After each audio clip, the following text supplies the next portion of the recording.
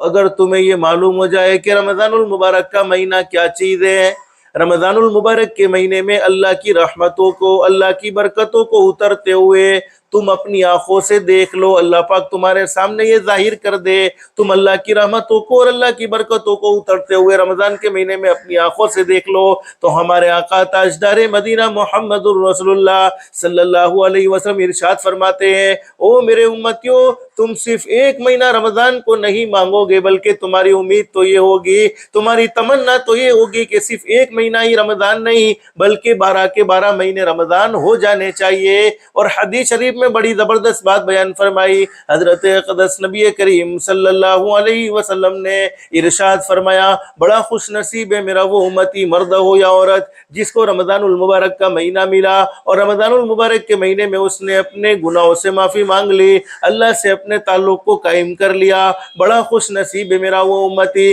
اور ہمارے نبی صلی اللہ علیہ وسلم نے ارشاد فرمایا، بڑی بربادی ہے، بڑی تباہی ہے میرے اس امتی کے لیے جس کو رمضان کا مہینہ ملا، رمضان کا مہینہ ملنے کے باوجود بھی جیسے 11 مہینے میں اس نے غفلتیں کی ہیں، 11 مہینے میں گناہ کیے ہیں، 11 مہینے میں اللہ کو ناراض کرنے والے کام کیے ہیں، 11 مہینے میں کوئی نیکی نہیں کی ہے، اسی طریقے سے رمضان کے مہینے کو بھی اسی طریقے سے گزارتا رہا کہ رمضان کے مہینے میں بھی گناہ سے اپنے آپ کو نہ بچایا، کوئی نیکی نہیں کی، تو ہمارے نبی نے فرمایا پھر تباہی ہے، بربادی ہے۔ ارے جس کو رمضان میں معافی مانگنے کی توفیق نہ ملی ہو، جس کو رمضان میں اللہ کے سامنے رونے دھونے کی توفیق نہ ملی ہو، جس کو رمضان میں نیک عمل کرنے کی توفیق نہ ملی ہو، اس کے لیے دوسرا کون سا موقع ہو سکتا ہے؟ تو ماں بہن، اللہ پاک ہمیں وہ رمضان کا مہینہ عطا فرمانے والے ہیں۔ حدیث شریف میں فرمایا نبی کریم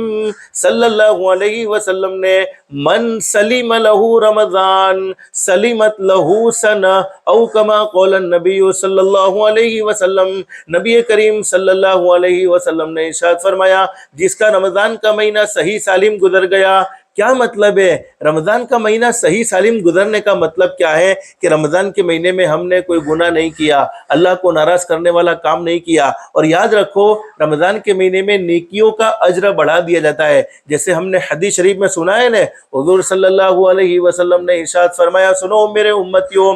نفل عبادت کرو گے اللہ پاک فرض عبادت کرنے کا ثواب عطا فرمائے گا، فرض عبادت کرو گے اللہ پاک 70 فرض ادا کرنے کا ثواب عطا فرمائے گا۔ تو جیسے رمضان کے مہینے میں نیکیوں کا بھاؤ بڑھا دیا جاتا ہے، نیکیوں کا بدلہ بڑھا دیا جاتا ہے، اسی طریقے سے رمضان المبارک کے مہینے میں گناہ کرنے کا وبال بھی بڑھ جاتا ہے، گناہ کرنے کا عذاب بھی بڑھ جاتا ہے باقی مہینوں کے مقابلے میں۔